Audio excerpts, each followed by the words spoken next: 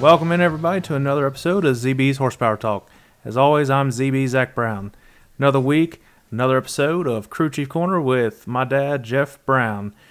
Going to go over a bunch of racing here at North Wilkesboro Speedway, finally getting that race back, and some dirt racing with All Stars and the Outlaws, and as well as NHRA action.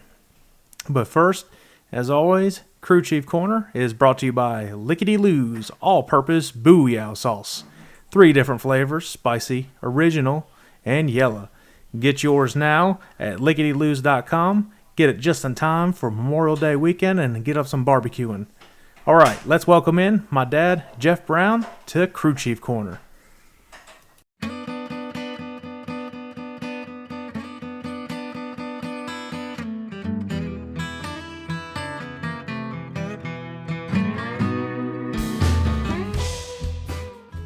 All right, Dad, special All-Star Week with Crew Chief Corner. Let's kick it off with North Wilkesboro running the All-Star Race this year. So awesome it's back. We've driven that route so many times, and it was just overgrown trees, and it's just, man, we wish that track would come back. Well, lo and behold, it finally did with the help of Dale Jr. and all of Marcus Smith and Speedway Racing. So, you've been to Wilkesboro when they raced. I have not because it was a long time ago. So the track surface is virtually the same as it was back then. They wanted to keep it that way. They wanted to keep it authentic. So seeing it in person and then watching some of the late models race this week, what are you seeing with Wilkesboro? It looks like it's in surprisingly good condition for as long as it's sat. It definitely has a lot of character to that track. It's got seams and sealer, which I think that's going to make it fun. Sometimes you hit a seam just wrong, and your car might push up a little bit, leave some guys room. The racing on the late model seemed pretty good. They were able to pass, maybe a little bump and run to kind of get under the guy and go by him. But I think it's going to be a great show. I know all the drivers and teams are super excited to be there.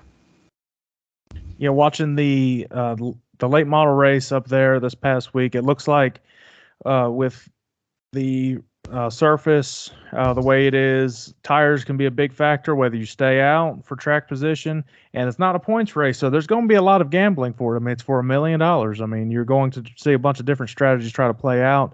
Late model guys were they stayed out front, but tires seemed to be pretty significant. I don't think they were as much of a difference as like Darlington, but it was still pretty noticeable if you didn't stop for tires with the late model race. So I'm guessing it's a little bit different from a late model to the Cup car, but I would assume that it's pretty much the same type of tire wear as like the Cup cars. We'll see.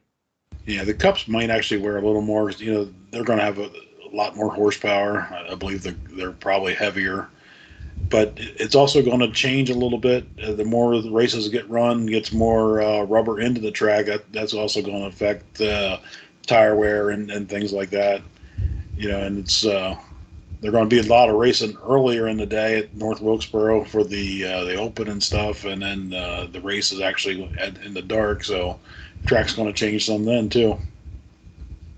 What do you think about a night race up there? First of all, for me, don't think night race should be on Sunday night when there's not a holiday the next day. But what is it going to? You were saying how different the track's going to change. So what are you expecting? How with this track, they don't really know what it's going to do. Is it probably going to be changing in a similar way as other tracks would, and what kind of tracks are they going to try to reference, you think, and to figure out something very similar?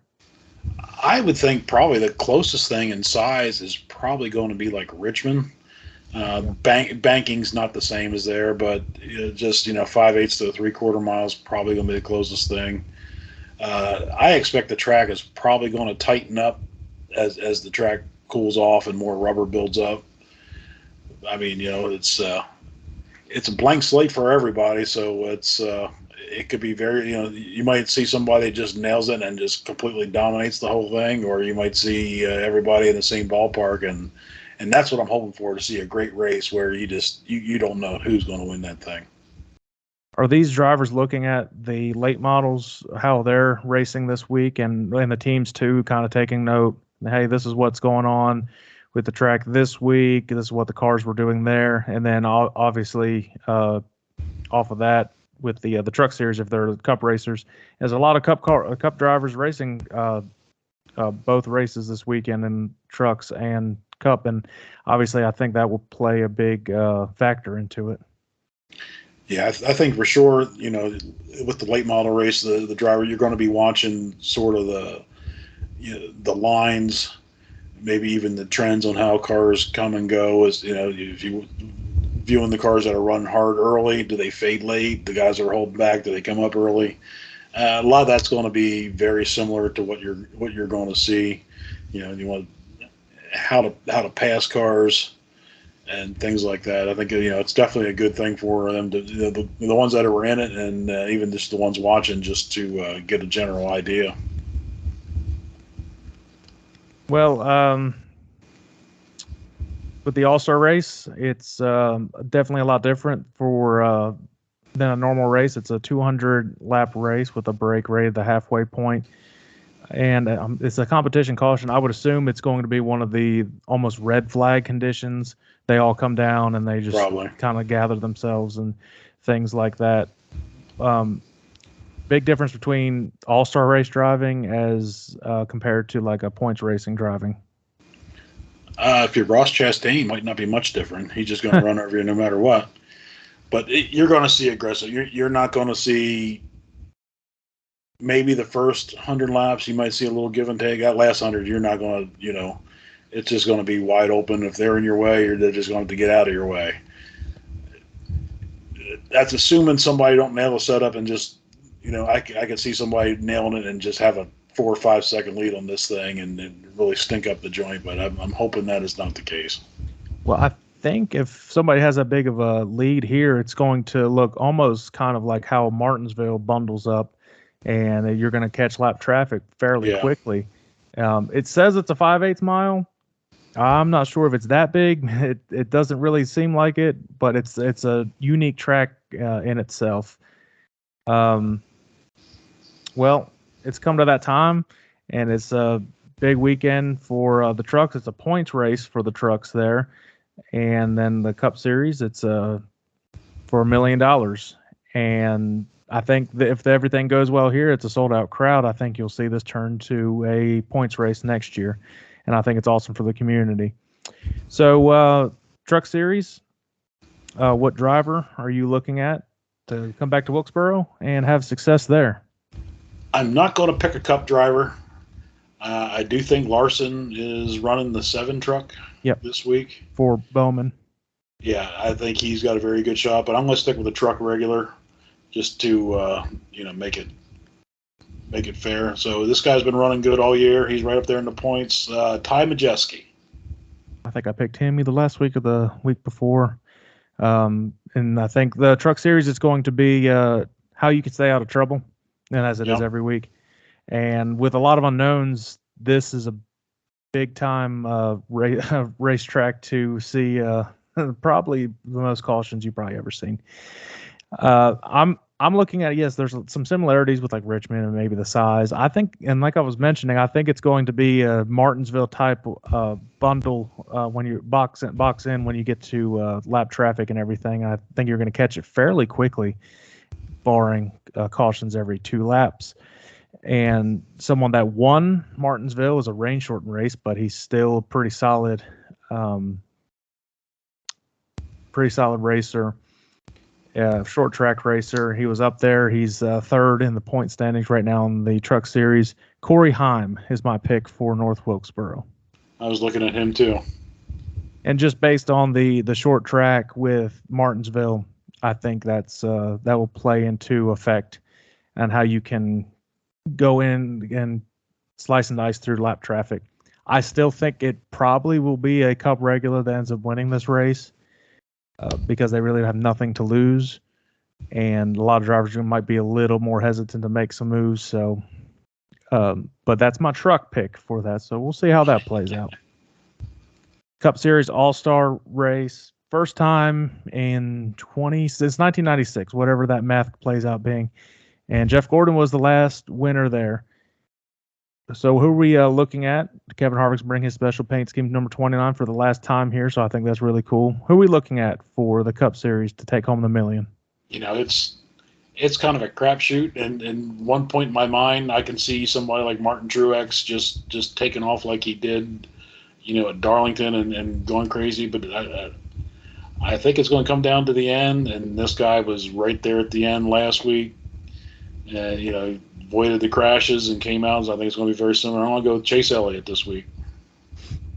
What driver always seems to win the first of things?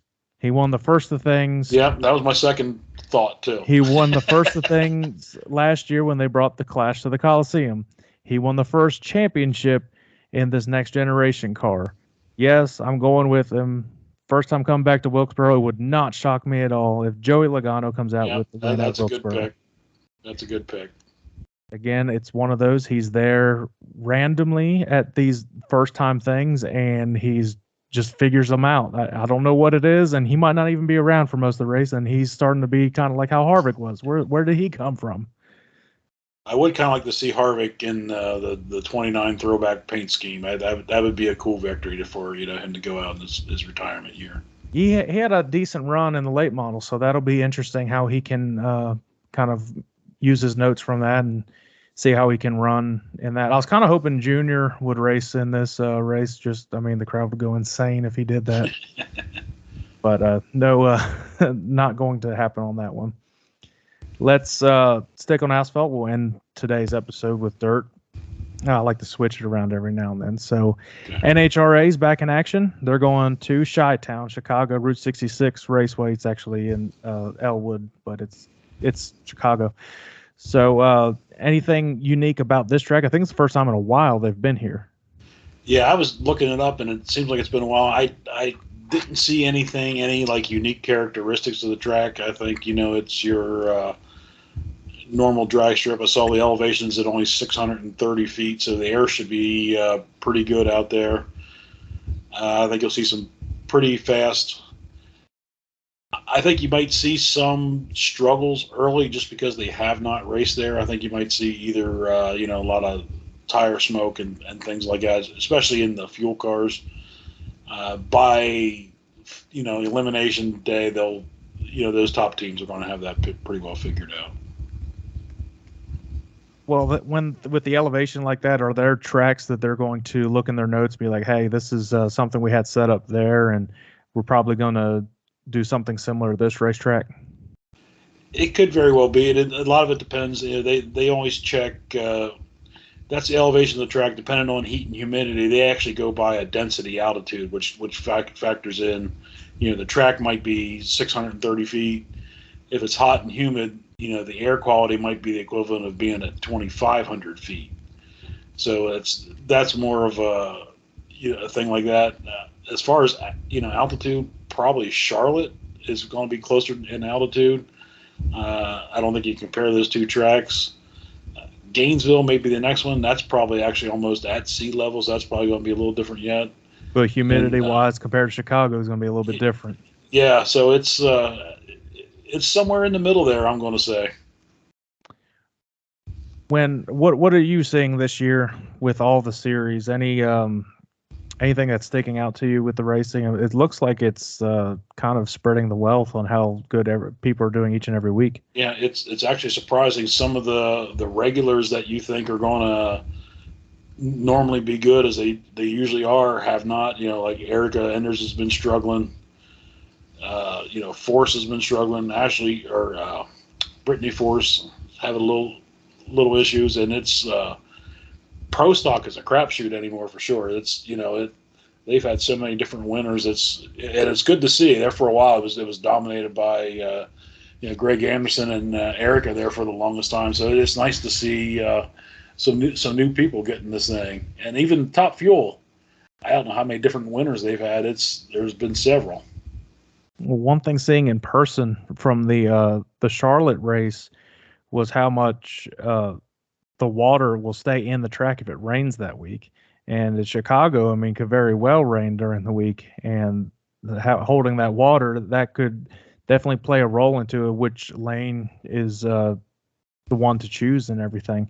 Ironically enough, the lane that was won the most often at Charlotte, at least in qualifying, was the rightmost lane, and that's where the the water was seeping through. So it's kind of strange seeing that, but I think that could also be a big factor, especially going to Chicago. You don't know what the weather's going to be like, and wind could be that too. Yeah, like I said, it's been several years. So how has that track changed from sitting, if not having any racing on it? Now I know the NHRA does a real good job of getting the rubber down on that track before the cars even hit the thing. Well, they go And so fast. Just a quick look at their whole schedule. I mean, they have everybody there. They got the pro mods and all kinds of. There's going to be a lot of racing to get all the motorcycles there as well. Motorcycles are there. Yeah, there's going to be a lot of racing to get a good build up of the rubber. Well, let's get into it then. Let's motorcycles up to Top Fuel. Who are we looking at? This guy has been on fire this year. Sort of, in my opinion, kind of came out of nowhere. Joey Gladstone for Pro Stock Motorcycle. I think he's the point leader, actually. Yeah, I'm going with the guy you picked in. You picked in Charlotte. I think you picked this guy, and I picked his wife. But always going to have a strong run, no matter where he goes. Matt Smith for the motorcycle, and moving up to Pro Stock. This guy's been a little quiet here lately. I think you're going to see the elite cars start to come back. I'm going to go with Old Yellow there, Troy Coughlin Jr. in the Jegs car. For whatever reason, I've been kind of looking at the results from Pomona to compare it for this race and how people were running, but not all the winners. I'm not really picking the same winners. Ones that were very close though, and one that was close in Pomona for Pro Stock, Matt Hartford for the Pro Stock win in Chicago, and funny car. Okay, this guy I think is overdue for a win. It's a good team, and I'm going to stick with the yellow fellows. We're going to go with J.R. Todd this week. And I'm going for one of the most experienced guys in the field and probably the racing community as a whole. Not John Force, but in the Napa car, Ron Capps. Top Fuel. This again, it's kind of a crapshoot anymore with Top Fuel. There's a few teams that seem to be sticking out more than others, but who we got? And this guy's been quiet this year. He's a 4-time champion. You're not going to hold him down for too long. Steve Torrance. There's a really good top fueler and strong throughout the year, and he also came close in Pomona as well. Just fell short against Justin Ashley. I'm picking Austin Prock for the top fuel win. All right. Well, I think that does it for the asphalt because IndyCar, I believe, is just in some qualifying formats this weekend and getting some practices in for the 500. And we'll dive into that next week. And we'll actually talk about next week here in a minute. Dirt. We weren't able to get this show recorded before Larson's race. We had a special delivery in the world, so we're going to start off with All Stars, and the All Stars are racing Friday and Saturday at Outlaw Speedway. Yes, All Stars at Outlaw, a little weird, and they're also at Fonda Speedway. So it's they're up in New York this weekend. So you've been to either one of these tracks, Outlaw or Fonda in New York? Neither one of those two, but I have been to Weedsport. They run there on Sunday. Oh, that's right. It's a 3-day weekend. I forgot about that. Yep. So, and I think Weedsport is where Glenn Clark used to race at quite often when he was on the podcast. He was talking about that. I think it had a different name back then, some sort of fairgrounds or something. It could be. So dive into Friday with Outlaw Speedway. The funny thing with these three tracks up in New York, and New York, they run mostly modified, so a lot bigger and wider cars. The tracks, all three of them are very wide compared to some of the little bull rings you see out in the Midwest. So Outlaw Speedway's in Dundee, New York. It's 3/8 mile. It looks like a big 3/8 mile to me, but it's very smooth. It's pretty flat. There's not a lot of banking. Just from watching some of the videos, it's a small cushion. It doesn't get the big cushion. If anybody's seen Larson's High Limit Series, that thing had a 3-foot cushion up against the wall there. So this just gets a small, dusty cushion. The track gets pretty dusty, very similar to Ohio tracks, but there is multiple grooves on that thing. You can run the bottom. You can run the top. And so I think there's going to be. I think you're going to see a lot of side-by-side racing on this one.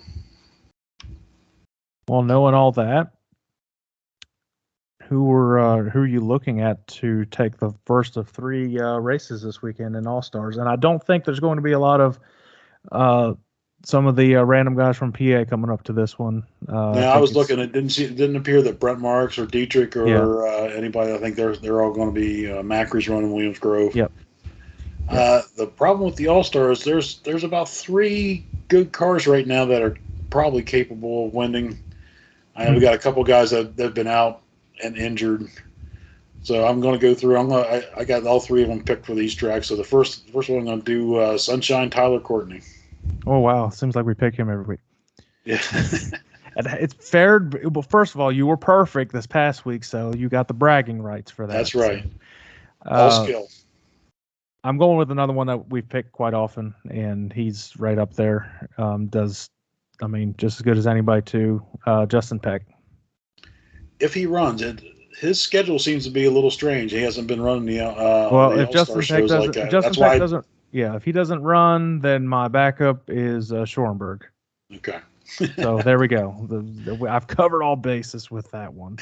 I was between those 2 anyways, so that makes it easy. Going to Fonda. I keep thinking it says Fondue. Fonda, New York. Is this a similar track to Outlaw? No, this is a bigger track. They call this one a half mile, and it's a big half mile. It's very wide. It's a really wide track. Very flat, very smooth. Doesn't seem like it gets very dusty. Doesn't really build a curb. It gets pretty slick, which is good. I mean, the slicker tracks make better racing. So there's going to be an outside and there's going to be an inside on this one. I don't think, being the track's so slick, I don't think you're going to see slide jobs as much because there's nothing to really stop the cars from sliding. You don't really have much of a bank. So I think if you're going to pass, you're going to have to be good running the top and bottom on this track. Is there really a track you can really compare to? Maybe is it anything close to like Williams Grove? It's a half mile, but it's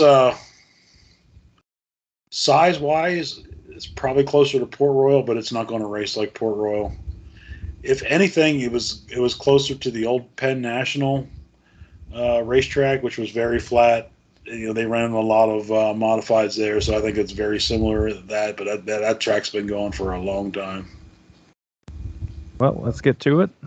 Who are you looking at for the second of 3 nights of racing this weekend? It's an easy pick to pick Tyler Courtney for all 3 of these. Probably, I think right now he's probably the best car. There's a couple other guys I don't know if they're racing yet. I know Zeb Wise has been hurt. I don't know if he's back. And we've had a couple people swap cars. So I'm going to go with my pick from last week, or go with Hunter Schurenberg for the big half mile. I'm looking at someone that hasn't won this year yet, slowly climbing up the point standings, getting more and more top podium finishes, really. And that driver's Chris Windham, currently 4th in points, and he's knocking on the lead. It's a tight race for the point standings right now.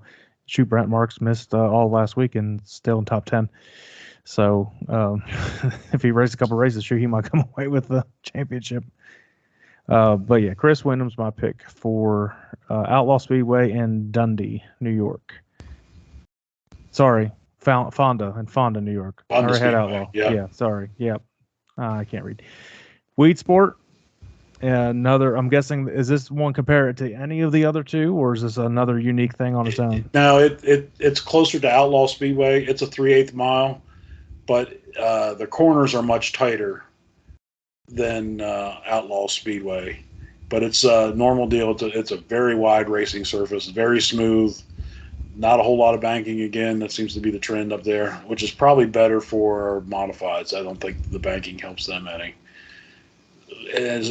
The tracks all seem to be, Outlaw Speedway seems to be the dustiest of them all from what I've seen on video. That could just be weather conditions.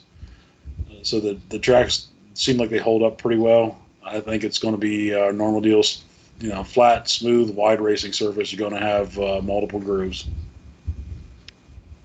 All right. Once again, final pick for this weekend, the third night in a row. Who's it going to be? I was using your philosophy on your pick above, so I have Chris Windham for the third night. I'm going with the easy pick. Sunshine? And also, I'm going Sunshine Tyler Courtney. But I for a reason that it's the third night, and some of the smaller teams, they're going to be like, dang, we're whipped, exhausted, and a lot of fatigue can play in a factor. Teams that are, have a little more financial security and things like that are used to it. I think they'll rise to the top on the final night.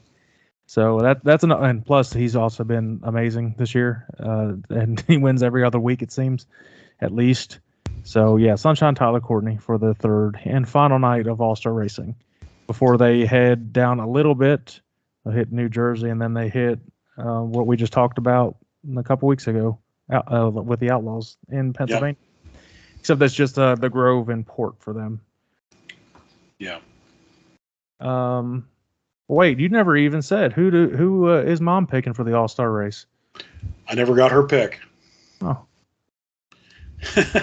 She snoozed. She was going to think about it, and then she never got back to me. She heard me. There's probably going to be a pick coming into. Oh, that's right. She did pick. I'm sorry. Yeah, Mom picks William Byron. Okay, she went out on a limb there. Yeah. Well, the 24 was the last car to win there. That's true. All right, finishing off with World of Outlaws, and this is a track we've talked about. Yeah. Dust Bowl, Attica Raceway Park on Friday, and then they head up to Sharon Speedway, which had a big turnout last year for the SRX race. So hitting up Attica, we already talked about this track, how dusty it gets. Yeah. And it's Ohio clay, so that seems to be a trend with the tracks up there. Are Outlaws looking at the All-Star race that happened this year and taking notes on that to figure out how they want to set up the car, or are they more looking at what they've had before in their own races? Yeah, they've raced there enough that I'm sure they don't really need to compare it to the All-Star guys, other than making sure the track's still a shithole, which it still is. It's just that dirt is so bad you can't see. Even in Larson's High Limit Series, watching it on Flow, you couldn't see the cars coming off the corner. I don't know how those guys manage to do that when they're driving. So it's going to be the same deal. You're going to have to be good on a slick track. Who are we going to go with, or who are you going with on a slick track? And it's dusty. You got to figure out how to get through lap traffic and avoid wrecks if you can barely see. It's probably going to be somebody that's going to come from the first two rows. I'm going to think. This guy kind of came out of nowhere from Williams Grove and picked up the win. I'm going to stick with Brad Sweet. He's kind of got the hot shoe going here right now. I'm still going to go with him. He's going to get a dang win this year. I'm just waiting for it to happen. And apparently if I keep picking him, it's never going to happen.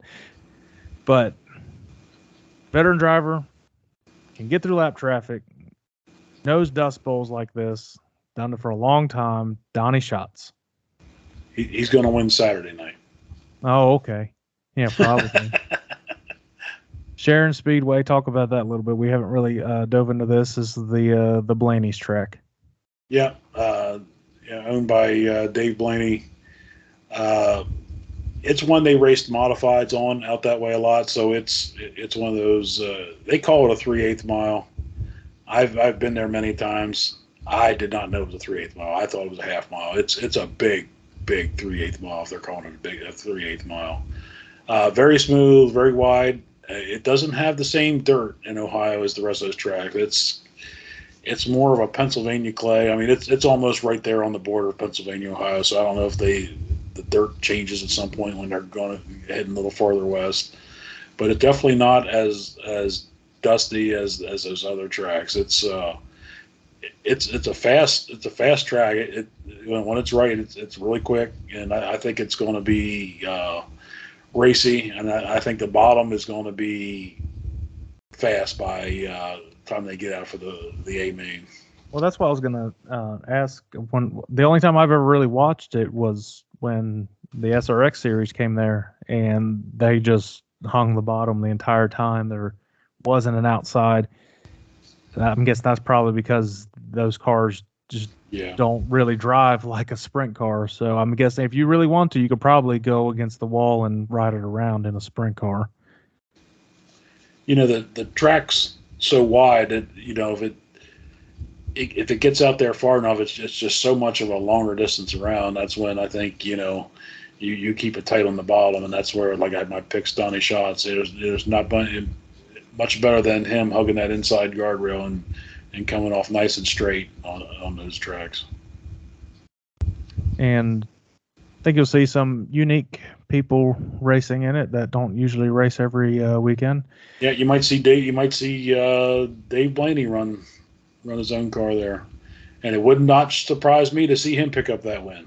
Well, that's where I was going with. You already got your pick. You got that out of the way pretty quick with Donnie Schatz there on Saturday night. If everything works in the right way and he starts towards the front, I'm going to pick Dave Blaney to win at his home track and to. He's done it before. Yeah. So I mean, it would be really cool to see, and that would be awesome. I mean, good for that. Yeah. You know, the Blaneys are nice people. That's I'd be very happy for Dave if he could come up with that win. He'd be super excited. I'd like to see Ryan get in the sprint car and run with him. That'd be pretty. I bet he could do it. Yeah, I'm sure he's a talented racer. It wouldn't take him long. No, he's pretty good with that. So yeah, Dave Blaney for Sharon Speedway. I think that does it for this week. It's going to be a big week for All Stars going for the million. So that's going to be cool. I can't wait. But like you said, wish it was not Sunday night. Big thing we're going to try next Sunday morning. We're going to try it around 10-ish o'clock to do a live show on YouTube. So anybody watching this, tune in around 10 o'clock on Sunday. I'll be posting as it gets closer as I figure out how technology works. And there might be some surprise guests that are lined up for it as well. So we'll see how that goes. Give a little preview of the over 1,100 miles of racing happening that day. So I think that could be a lot of fun. Kind of just laid back and just I guess shooting the shit and talking about racing and previewing the big Coke 600. So Memorial Day weekend, everybody tune in for that. Memorial Day Sunday we'll do that right before the Indianapolis 500. I'm not going to try to go against the Indianapolis 500. We will definitely be done before that, so people can watch the opening ceremonies and everything that goes along with that, because that's a big part of the Indianapolis 500 as well. And it'll be done just right after Monaco finishes up. So big racing next weekend. We'll get into that. But we'll probably not do a midweek crew chief corner. We'll see what goes on, but it might just be that live event, and we'll kind of go over what happened in the week of racing together with that. So everybody stay tuned. Yep, and we'll be together next weekend, so it's not going to be that's why we're doing a live videos. Show. We're going to be there together, so it's nothing good's going to happen when both of us are together. Yeah, if you've got sensitive ears and stuff, or got little kids, just put it on mute. Yeah, it's a full day of racing and drinking. Just to warn everybody. That's why we're kind of starting in the morning before we get really too rowdy. But if you anybody like this, go ahead, like, subscribe on YouTube, follow anywhere you get your podcast, and anywhere you get social media, Twitter, Facebook, all that stuff. I definitely butchered that last saying, but you get it. Yeah. So everybody have a good one. We'll see you Subscribe next to ring week. the little bell on the bottom, the whole deal. Yep. Yep. All right, Dad. We'll see you next week. All right, see you, Zack.